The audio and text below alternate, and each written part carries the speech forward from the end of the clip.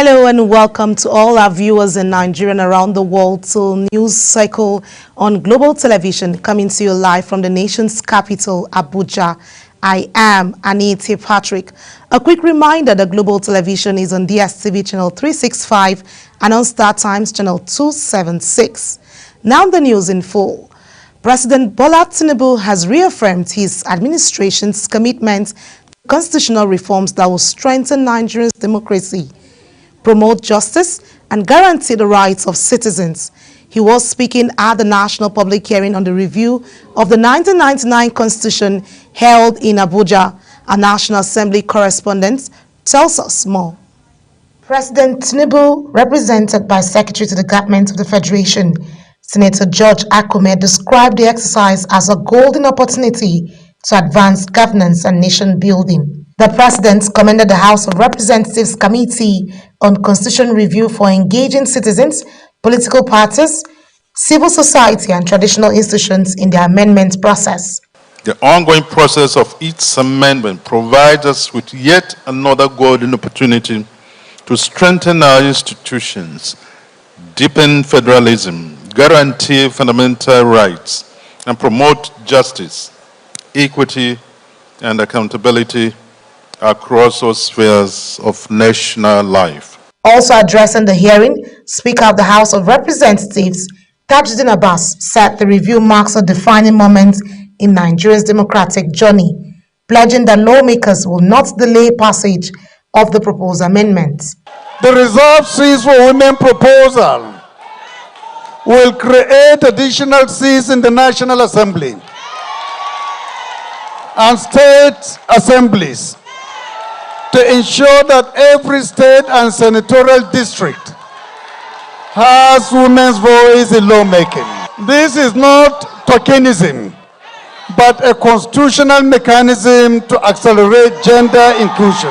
Deputy Speaker Benjamin Kalu, who chairs the review committee, disclosed that 87 amendment bills are on the table, ranging from electoral reforms and state policing to local government autonomy and gender inclusion. If ratified by at least 24 state assemblies, the reforms would represent the most sweeping constitutional overhaul since 1999. Today, let us honor that noble tradition. Let us rise above the narrow confines of ethnicity, narrow confines of religion, narrow confines of region and language, and embrace our shared destiny as Nigerians.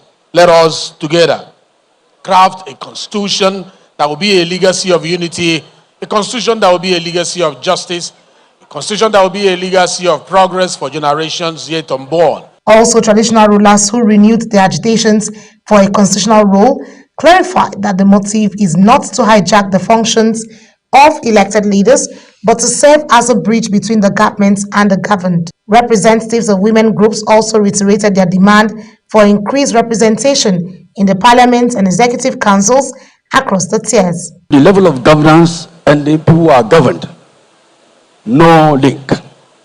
Policies are being prepared, programs are being prepared, but implementation of these programs and policies cannot go down because no link.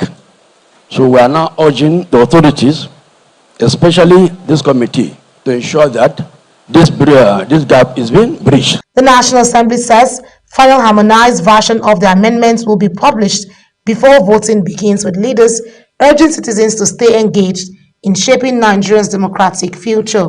Anita Patrick, reporting for Global TV.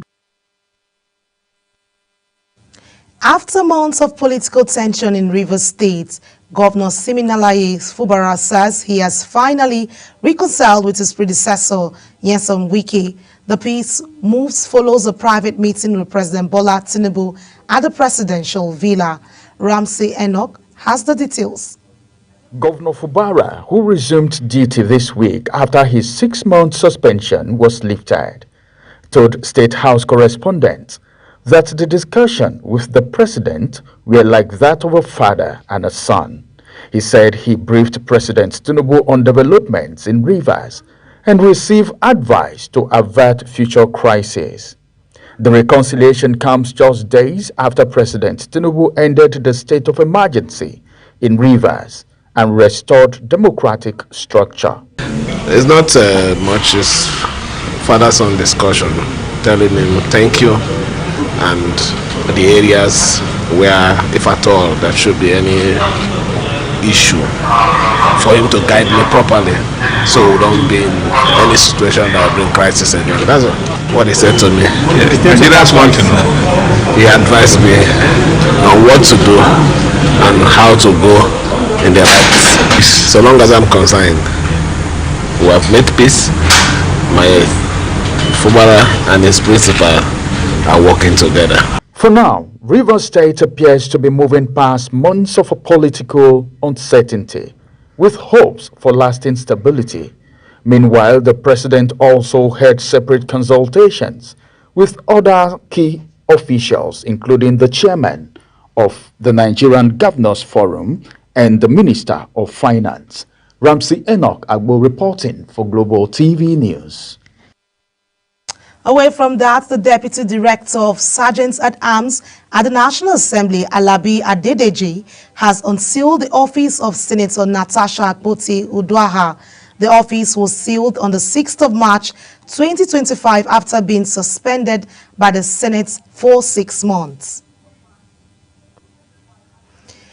After the flag-off of the Mabuchi Road, the Federal Capital Territory Minister Nyesom Wike inspected ongoing projects in Abuja, which include the construction of the Court of Appeal, Abuja Division, and 40 judges' quarters. Kabir Hassan was there for Global Television. The inspection visit is part of the efforts by the FCTA to ensure quality and timely delivery of key projects in the FCT. The minister noted that the Court of Appeal building and judges' quarters, when completed, will strengthen the judicial system by providing a more conducive environment for justice delivery in the nation's capital, while expressing their satisfaction with the speed of the project. Appeal that in their next legal year, we pray that occasion will be taking place in their new division. Having got there today, I'm afraid, I'm really not too satisfied that the contractor will meet up. If you ask me, am I happy? Certainly not. But not being happy will not solve the problem. On the side of the housing project, the minister expressed satisfaction while stating the project, as promised, will be completed by January 2026. We are here where you have 20 units of these 5-bedroom duplexes for the FCT High Court. We have the one of the Court of Appeal, 10 units, and here we are standing is for the Federal High Court. We are impressed with the speed of work. The duration is for them to hand over by January 2026, complete furnishing.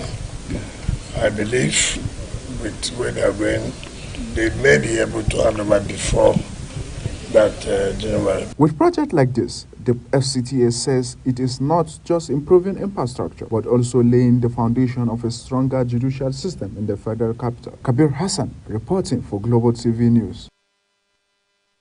To security matters, Inspector General of Police Kayode Egbetokun says Nigerian security challenges require police leaders who can think faster, act smarter, and adapt quicker. He said this while declaring open a one-day executive workshop for top commanders of the force in Abuja. Security correspondent Kikalema Okeri completes the story. Criminal groups from terrorist networks are becoming more sophisticated, often using technology and cross-border alliance to expand their reach.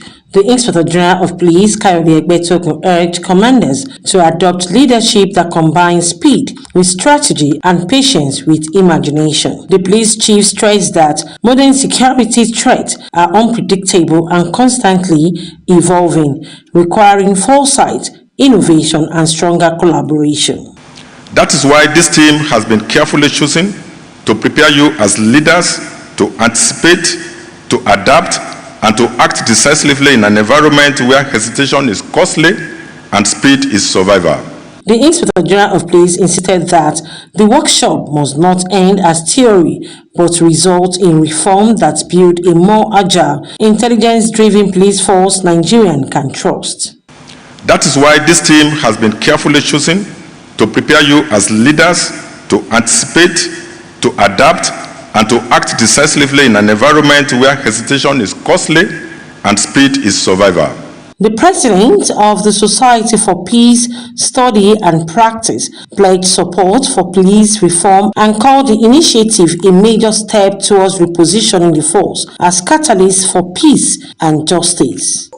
And today, we are privileged to engage with the top echelon of the Nigerian Police Force.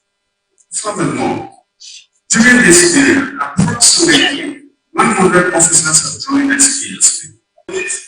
And the highest and the level of leadership of the Nigerian police that are engaged, civil society, and those that have expertise and intervention experiences to help you do your job.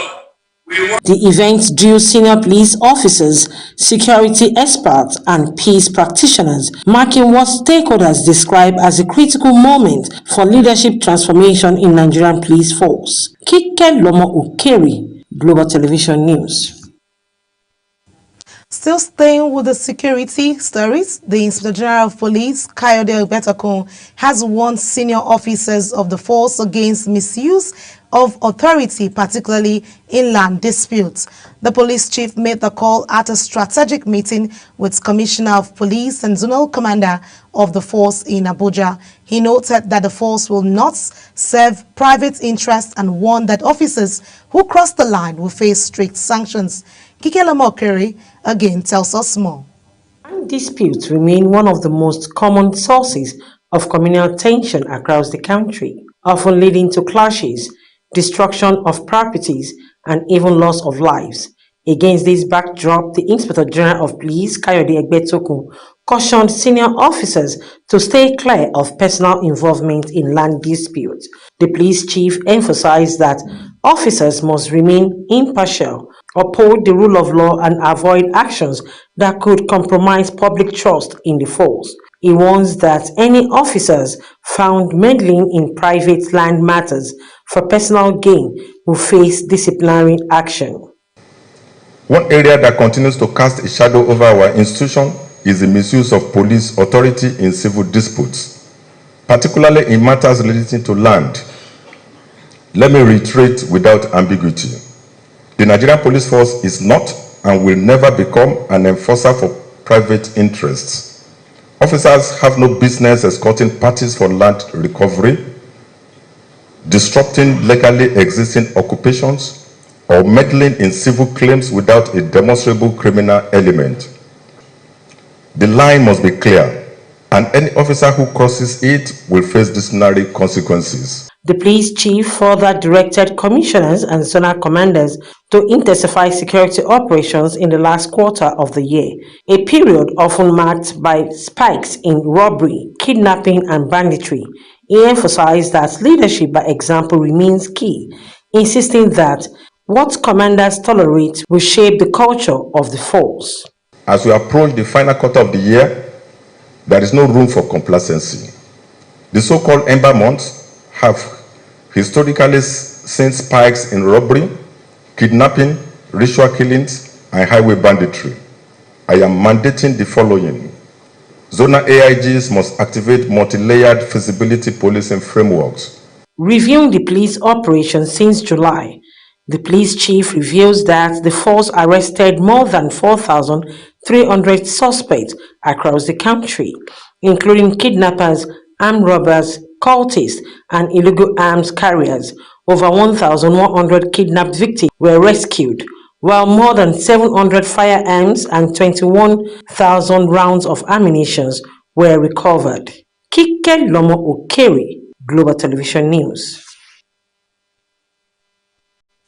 The Executive Secretary of the Agricultural Research Council of Nigeria, Dr. Abubakar Daban, has begun oversight visits to institutions under the council. During his visit to the National Institute for Oceanography and Marine Research in Lagos, Dr. Daban praised staff performance and assured them of President Tinubu's support in addressing welfare and funding challenges.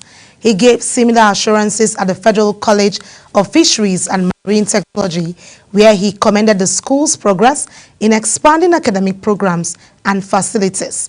Dr. Daban said the council remains committed to strengthening research, staff development, and institutional growth in the agricultural sector. You're watching the live broadcast of News Cycle. When News Cycle returns, Rivers Hoppers coach targets Nigeria Basketball Premier League playoffs berths. Details coming shortly, plus business and foreign stories on the other side of this break. Please stay with us.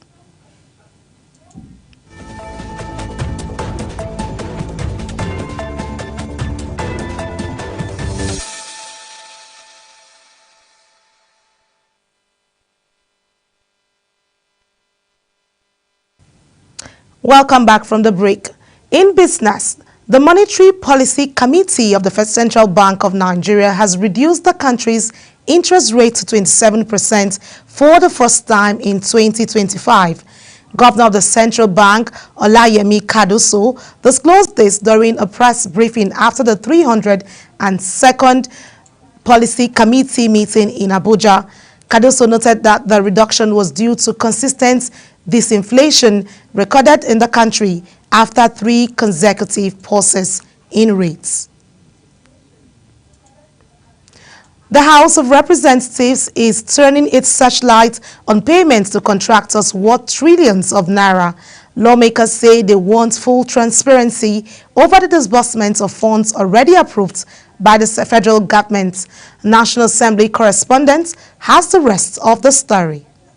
The Deputy Speaker Benjamin Kalu, who chairs the House Ad Hoc Committee on Budget Implementation, disclosed that the Accountant General confirmed government's approval of over 2.4 trillion naira for contractors.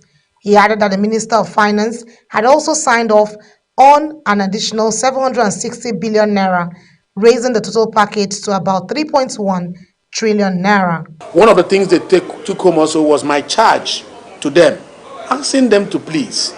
On the part of government, we are putting the pressure on government to pay up. But on their part, they should ensure that what government is paying for is a job well done. The House, however, is demanding the spreadsheets of beneficiaries to ensure payments went to contractors who actually delivered projects, not just paper certificates. The government is not paying for a piece of paper of certificate of completion when the jobs are not done. We told them it would be wickedness to claim that the hospital had been built. Contractors had staged protests earlier this month over delayed fees, forcing the House to broker a truce. So far, about 25% of payments have reportedly been made, while other commitments are being processed. The committee has fixed another appraisal session for 5th October to further track compliance from both governments and contractors. Aniete Patrick, reporting for Global TV. And on the foreign scene, Uganda's long-running president, Yoweri Museveni, has been officially designated as the incumbent candidate for the country's 2026 elections. Following his confirmation by the Electoral Commission, President Museveni vowed to continue empowering the middle class, investors local and foreign, stating that the lower class will also be carried along. Our Foreign Affairs correspondent, Uyi Agumofebe, reports. The 80-year-old had been widely expected to try and extend his almost 4-decade rule over the East African country. The opposition has faced a mounting crackdown ahead of the general election in January, with leading activists and politicians intimidated, abducted, and detained.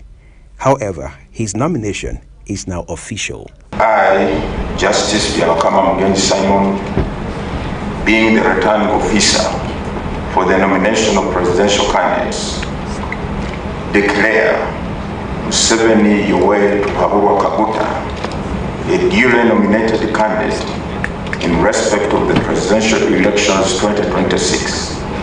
Museveni assured Ugandan people of reforms in what seemed like a mini manifesto affirming to continue on same policy path his government has been on in about 40 years. So this is a double mission in the coming Kisanja. Continue empowering the middle class, the investors, whether local or from outside, but make sure that the masses are all involved. Once hailed for his commitment to good governance, the former rebel leader has crushed any opposition and tweaked the constitution to allow himself multiple times. Uyi Agmofwegbe reporting for Global TV News. And in sports, the Sports Writers Association of Nigeria has inaugurated a local organizing committee ahead of its Diamond Jubilee anniversary. The inauguration took place at the association's National Secretariat in Abuja. SWAN President Isaiah Benjamin charged members of the committee to deliver on their mandate with unity and commitment, assuring them of the Secretariat's full support. In his remarks, the local organizing committee chairman Ben Ogbemudia and veteran broadcaster Aniete Patrick, as secretary, pledged to work with his team to ensure a memorable 60th anniversary celebration. And days to the commencement of the second phase of the 2025 Nigerian Basketball Premier League season, Rivers Hoppers head coach Ogbodu Ododu has set his sights on reaching the playoffs. During the group phase of the 2025 Nigerian Basketball Premier League season, Rivers Hoppers were limited to a less than ideal 2 games as Delta Force and Oloye Warriors elected against participating in the league, leaving the Kingsmen and Kwara Falcons as the only teams in the Atlantic Conference Group B.